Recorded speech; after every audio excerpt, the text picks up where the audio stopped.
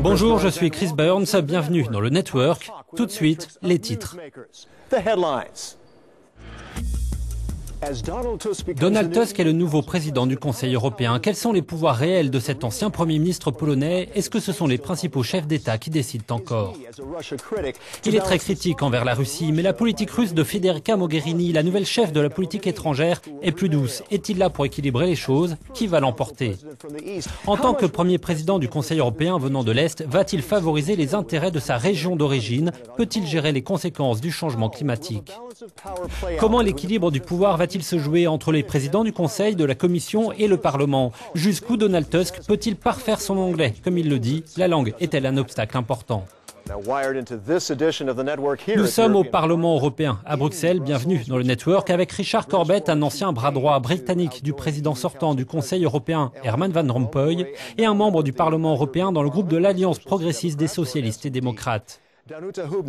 Danuta Hübner, membre polonaise du Parlement, ancien commissaire européen et membre du Parti populaire européen de centre-droit. Et l'analyste des politiques, Paul Ivan, du Centre de politique européenne. Une question pour vous tous, mais on commence avec Richard. Quel est le pouvoir réel du président? Donald Tusk peut-il imposer sa personnalité et sa volonté au Conseil européen?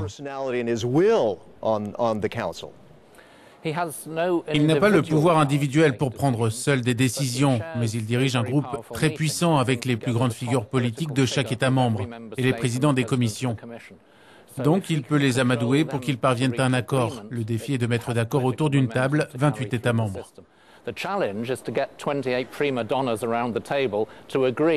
Danuta, pensez-vous Donald Tusk capable de réussir cela? Je pense que l'essentiel n'est pas seulement la coordination et la recherche de compromis. Dans son nouveau rôle, il est parfait, il l'a déjà prouvé en Pologne. Je pense que cela dépend aussi de la personnalité de chacun. M. Van Rompuy a déjà laissé un héritage, donc je pense que M. Tusk pourra s'appuyer sur ce qu'il a laissé. J'espère qu'il comprendra également l'importance de travailler avec le Parlement européen et je pense que sa personnalité est exactement ce qu'il faut ici pour cette institution.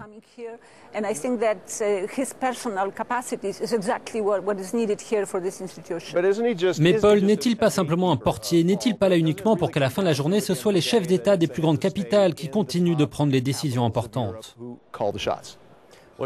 Eh bien, certes, les chefs d'État, en particulier les plus grands États membres, conserveront la même puissance dont ils disposent actuellement. Mais je dirais que le rôle de M. Tusk sera d'établir l'ordre du jour. Il aura un rôle de médiation en essayant d'asseoir à la même table 28 chefs d'État et de gouvernement. Parlons d'une question délicate, le changement climatique. Monsieur Tusk vient d'une région qui dépend du charbon bien plus que d'autres. Pensez-vous qu'il peut convaincre le Conseil de faciliter l'économie de cette région pour sauver des emplois?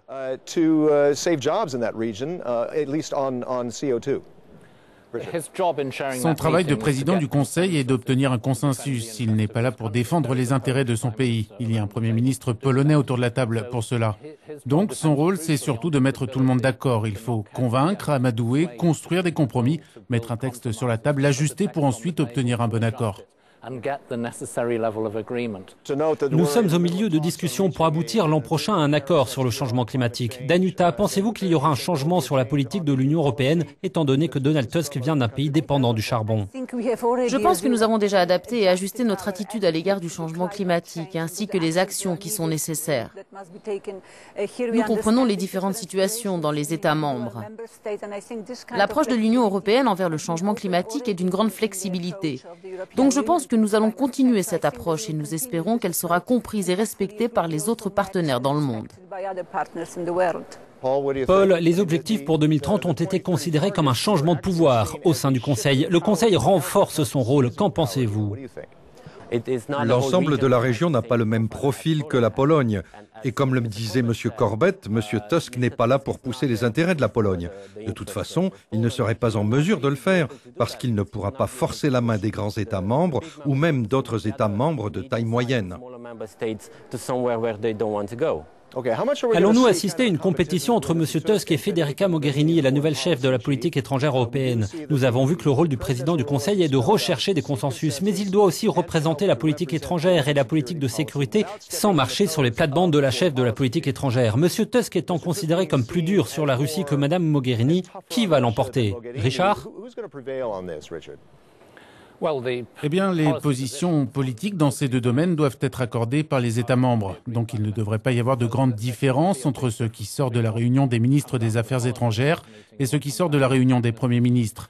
Sur l'entente et la relation entre les deux, c'est comme la relation entre un premier ministre d'un côté et son ministre des Affaires étrangères de l'autre.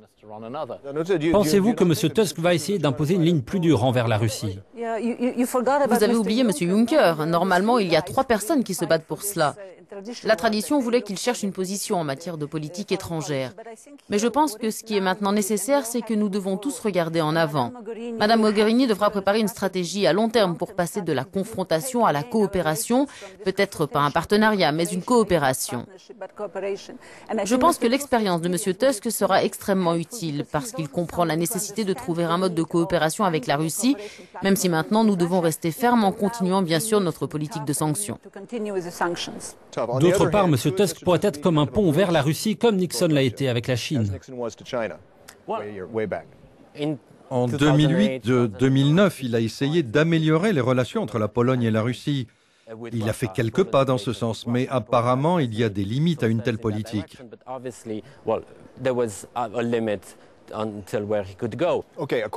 Une question sur la structure du Conseil. Beaucoup d'Européens, beaucoup de gens se demandent pourquoi nous avons autant de présidents.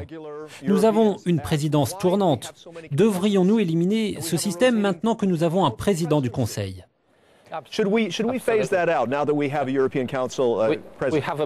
Nous avons pléthore de présidents. Chaque institution a son propre président. Je pourrais aller plus loin. Si, comme cela fonctionne en Angleterre, nous avions un président du Parlement, un gouverneur de la Banque centrale, un président du Conseil européen et un président des commissions, les gens comprendraient un peu plus leur rôle. Mais au lieu de cela, on appelle tout le monde président et plus personne ne comprend rien. Devrions-nous nous débarrasser de la présidence tournante? Non, je pense que c'est très important que les gens, les citoyens des États membres voient leur Premier ministre, leur ministre aller à Bruxelles. Il faut qu'ils se sentent responsables de l'Union européenne. La présidence tournante nous donne une grande responsabilité. C'est quand nous nous connectons avec nos peuples, quand les gens sentent qu'ils font partie de l'Europe. Je pense qu'il est très important que nous nous en tenions à cela. Paul, est-ce que l'on n'a pas trop de chevauchements, trop de chefs? En fait, je dirais que le système n'est pas très clair pour les citoyens ordinaires. En même temps, la présidence tournante est un moyen de rapprocher l'Union de ses États membres. L'Union gagne beaucoup de visibilité dans les 6 mois d'une présidence tournante. Je pense que c'est quelque chose qui doit être maintenu. Une dernière question, et c'est une question qui revient régulièrement. Pensez-vous que nous devrions élire le président du Conseil européen? Est-il temps d'impliquer directement les électeurs? Qu'en pensez-vous, Richard?